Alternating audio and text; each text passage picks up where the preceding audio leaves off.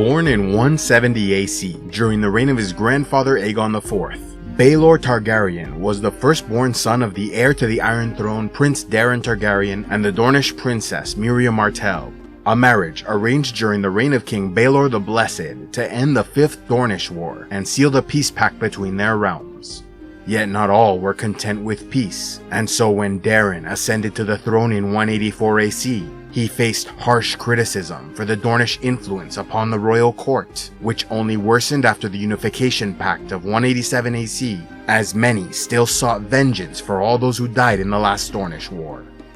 These negative sentiments then passed to Daeron's heir, Baelor Targaryen, as he inherited the dark hair and brown eyes of his mother, instead of the traditional silver-gold hair and violet eyes associated with House Targaryen. Yet while some disliked these superficial traits, many learned to love Baelor as he grew into the soul of chivalry.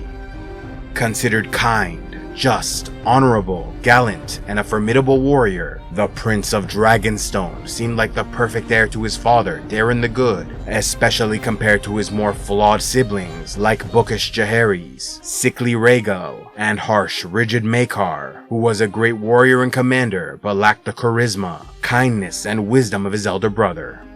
Wed to Jenna Dondarrion, Baelor had two sons, Valar and Mataris, seeming to secure the royal line for another generation.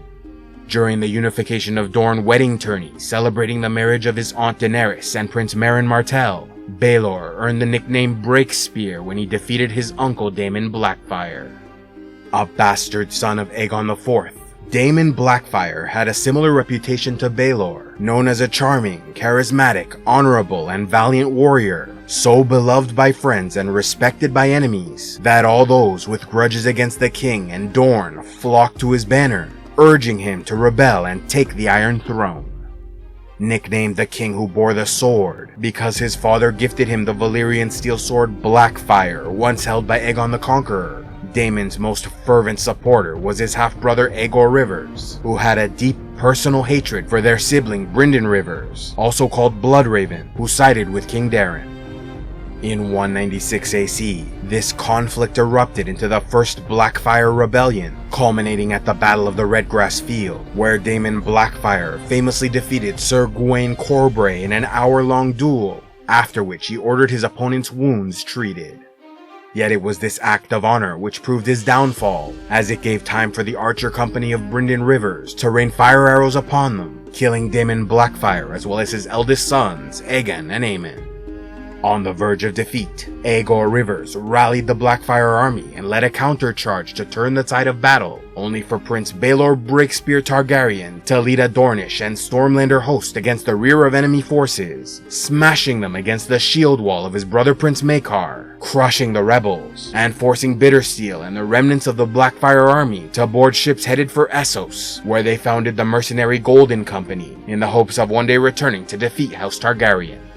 In celebration of their contribution to victory, the combined efforts of Baelor and Maekar earned fame and admiration across the Seven Kingdoms, inspiring a song called The Hammer and the Anvil, which immortalized their strategy and success. As Lord Hayford, hand of the king to Daeron II, died in the Battle of the Redgrass Field, Baelor was named his replacement, known to advocate for clemency against honorable enemies, believing a defeated man may lay down his arms if offered a pardon, elsewise he may fight to the death and kill more loyal men before he's defeated. This was in stark contrast to his half-uncle Bloodraven, who believed pardons only led to further rebellions down the line. Though all seemed well with the reign and succession plan of Daeron II, everything changed in 209 AC during the tourney of Ashford Meadow, when the young hedge knight Sir Duncan the Tall sought to enter the lists, and so needed a noble lord to verify the existence of his deceased master Sir Arlen of Pennytree. To his surprise, he found support from Prince Baelor Breakspear, who once fought a memorable joust in which he broke 4 lances against the old hedge knight. Accepted into the tourney, Sir Duncan became enamored with the beautiful Dornish puppeteer Tanzel Too-Tall, and so rose to her defense when she was attacked by Baelor's nephew Aerion Targaryen, who took offense at the death of a dragon in one of her puppet shows.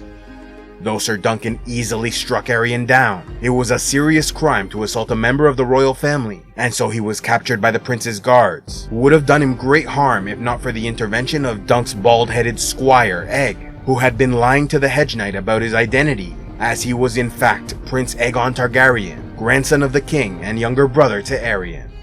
Even so, the Hedge Knight was arrested and faced the loss of a hand and foot until Prince Baelor, who was sympathetic to Duncan, advised him to ask for a trial by combat, only for Aegon to demand a trial of 7, likely fearing he would lose a one-on-one confrontation. With the help of young Aegon, Sir Duncan assembled 5 of the 6 men needed in Sir Stephen Fossaway, Sir Humphrey Harding, Sir Humphrey Beesbury, Sir Robin Riceling, and the Laughing-Storm Sir Lionel Baratheon. However, when Sir Stephen was offered a lordship, he betrayed the team and joined Prince Aegon. Outraged by this dishonor, Raymond Fossaway volunteered to replace his cousin Stephen, and so was knighted by Sir Lionel Baratheon. Still short one man, Sir Duncan appealed to the crowd, but none would take his side, until Prince Baelor Breakspear became his final champion, declaring the Hedge Knight protected the weak, as all true knights should.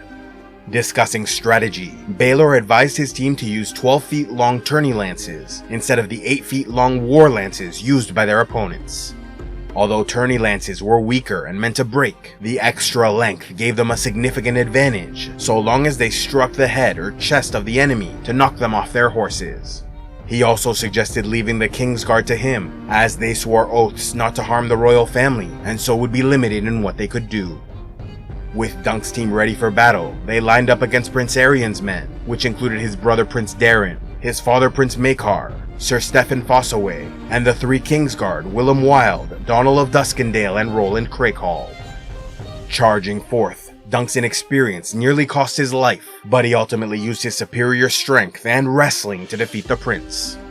Seeing his son in danger, Maekar tried desperately to reach Aeron but was blocked by Baelor and Lionel Baratheon, using his mace to try and break through, yet it was too late as Aeron yielded and withdrew his claim, ending the battle with the Hedge Knight victorious. Yet several knights lost their lives in the fighting, including Sir Humphrey Harding, Sir Humphrey Beesbury, and to the regret of many, Prince Baelor Breakspear, who initially survived the trial, but died soon after when Sir Raymond Fossaway and the smith Steely Pate removed his helm to reveal the back of his skull was caved in from a mace strike inflicted by his brother Maekar. Baelor then collapsed and died in the arms of Sir Duncan, who begged him to get up. As was Targaryen tradition, Baelor was cremated at Ashford, and when Duncan tried to give his sympathies to Baelor's son Valar, the young, devastated prince blamed the Hedge Knight for what occurred, saying, "My father was only 9 and 30. He had it in him to become a great king, the greatest since Aegon the Dragon. Why would the gods take him and leave you? Begone with you, Sir Duncan, begone." Prince Maekar, however, proved more understanding, even feeling a sort of kinship with Duncan, since he was more directly responsible for his brother's death, remarking, "Some men will say I meant to kill my brother. The gods know it is a lie, but I will hear the whispers till the day I die." He also warned Dunk of the same, saying, "You'll hear them whisper as well. The king is old. When he dies, Valar will climb the Iron Throne in place of his father. Each time a battle is lost or a crop fails, the fools will say, Baelor would not have let it happen, but the Hedge Knight killed him." Despite all that occurred, Maekar felt the Hedge Knight was an honorable man, and so allowed his youngest son Aegon to serve as his squire. Duncan accepted, on the condition he can continue to work as a Hedge Knight, so Aegon could learn humility and the struggles of the small folk. Though he died relatively young, Baelor's life and accomplishments were remembered for decades to come. Yet his greatest legacy came from his death, as the lineage of Targaryen kings shifted significantly over the following years, resulting in serious consequences for their family and realm. With Baelor gone, his son Valar became heir to the Iron Throne, but as fate would have it, a great spring sickness spread throughout Westeros in 209 AC, the same year as the tourney of Ashford, resulting in the death of King Daeron II, his heir Valar, and the next in line Materys. With both of Baelor's sons dead, the crown passed to Baelor's younger brother, Aerys I, a bookish man who reigned for 12 years and never fathered children. And since the next in line Rhaegal died in 215 AC, the deceased king's youngest brother Maekar inherited the throne. Maekar was then succeeded by his youngest son Aegon V, the former squire of Sir Duncan the Tall, who then passed the crown to his son Jaehaerys II, a wise, capable ruler who only reigned for 3 years before passing the throne to his eldest son, Aerys II, who in his elder years was known as the Mad King.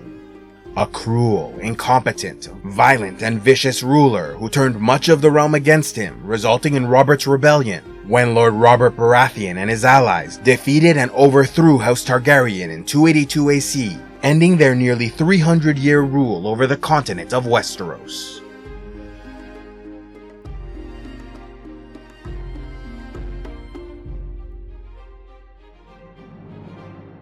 A special thanks to all those who contribute to CivilizationEx, like Sir Rick Lone, Barachado, Raj the Jar, and Kristen Greeneyes of the Company of the Cat. If you'd like to help the channel, be sure to give a like, leave a comment, subscribe, and click on the links below, or else go to patreon.com/CivilizationEx, where you can gain early access to videos, and watch the Patreon-only series, Heroes of Lore and Legend.